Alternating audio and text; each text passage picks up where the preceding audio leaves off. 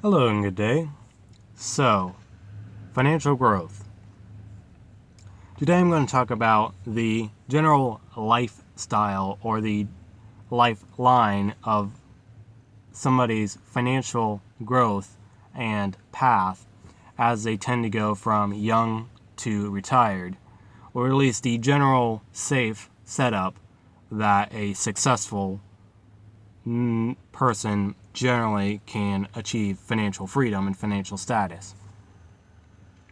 So, as a prerequisite, people generally would not go into debt, and if they do, it would be something for a mortgage for a short time that they try to pay off faster than the 15 years. And even then, it's not necessary most of the time. But they can pay off their car, pay off their house, not have to worry about debt, and therefore not have to have their most powerful wealth building tool be used to pay somebody else and pay that interest as in addition to the normal cost. And if anything were to happen where the income were to go down, then they wouldn't have to worry about making the creditors payments, rather just their base needs, and they would be fine. In addition to actually saving and investing and having a passion to learn that, oh, this is important, I better research this. And if something seems fishy, do additional research to be careful. And do the math for yourself. No matter what it is you're doing, do it by your knowledge, your understanding, and your calculations. You should be able to at least have a pretty good idea of what it is you're doing, whether it comes to investing or buying something. Now, to start with, in the financial growth and lifestyle lifeline, usually you would start off as a more or less part-time minimum wage job. You work at a restaurant, pizza place, McDonald's, Wendy's, those kind of fast food jobs, starting off as part-time and making a little bit of money. Perhaps you might end up buying a beaten car, for $1,000 or a couple thousand at that price. And then eventually you would grow to you might go to a full-time job, either still as a fast food, or perhaps as a manager, or you've already started your career. And that will generally make you enough money to live on your own if needed to. And generally just not much more.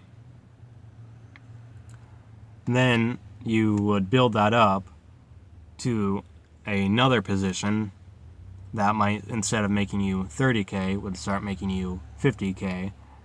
And then you can have enough money to start really saving, start really preparing for and entering retirement. Well, not entering, but preparing to enter down the road. Or saving up for a house.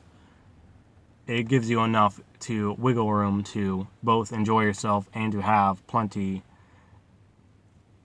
to still live below your means and to cover both future and present.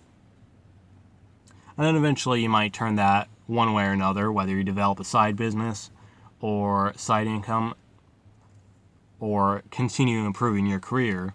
You would develop that up and up over years, getting 70, 80, 90,000, and then you would generally start putting significantly more into having a payment, at least a down payment, or perhaps outright buying a house, which will significantly decrease expenses, and therefore you want to be able to buy a house before you go into retirement, and then putting away a maximum into your retirement so you are financially free and financially stable as soon as you can get it.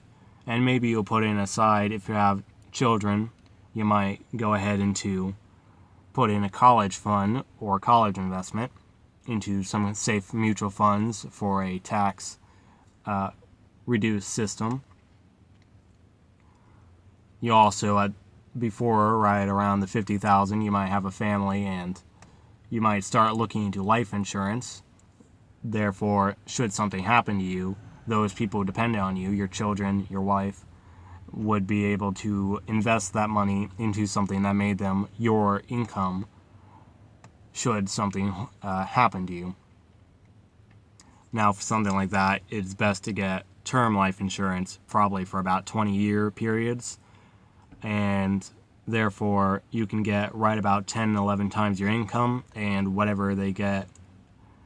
And then if something were to happen, they would get that, invest that, cover whatever expenses and debt you had, and invest that, and be able to live off that income until they can recover and continue building on.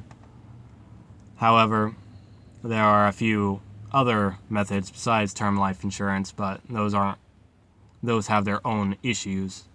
And generally speaking, life insurance is not an investment, and you don't want to mix insurance with investments. You want to only have life insurance until you own your own personal wealth is good enough insurance to your family that if you were to go away, you have built up enough capital that your investments will be able to cover them. And then you just keep on building and relaxing and living below your means. And as you improve some numbers, you improve other numbers, you eventually can, by this point, however many decades it may be, however early, if you've been successful, it may be quicker, it may be slower, depending on the situation. If you had some extra troubles along the way, like medical issues. However, generally, by retirement, whatever age you may be, within a few decades, you should be able to be financially free and stable and have a house, have a car, or even 2 cars for a family. And still, you can have achieved millionaire status to be able to turn an income of 80 to 100,000 plus just by your investments on most without touching the principal. And of course, even then, you would want to have the own personal knowledge and understanding of what you're doing and what you're investing and what you're buying, so you can deal with whatever new situation comes along over the years. And that is the more common general life path that a successful millionaire or successful financially free person would generally take. So hopefully this gives you guys an idea of how to build to financial freedom through a more passive, consistent way that can be taught to a large number of people, and helps you guys to personally achieve financial freedom and maybe teach others along once you are more familiarized with yourself. And if you guys have any questions or comments, feel free to leave them down below. And if you would like to hear more content like this, feel free to subscribe, and have a good day.